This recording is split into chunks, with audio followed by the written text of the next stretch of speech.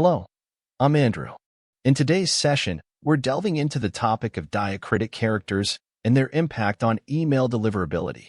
So, what exactly are diacritics? Diacritic marks are small symbols added to letters to modify their sound or to distinguish between words that otherwise look identical. Common in many languages that use Latin, Cyrillic, and Greek alphabets, these marks indicate changes in pronunciation, including stress, tone, and length. Now, let's talk about handling diacritics in emails, particularly when communicating in English. Here at Campaign Cleaner, we offer a feature that allows you to replace diacritic characters easily. Just enable the option with a simple toggle. Why is this important? Well, for English language emails, diacritics are typically unnecessary. By toggling on this feature, you can sidestep several potential issues.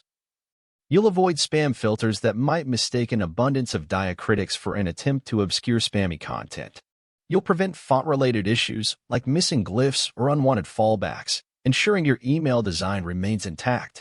You'll circumvent compatibility problems with email clients that may not be configured for the correct character encoding, which could otherwise lead to distorted text.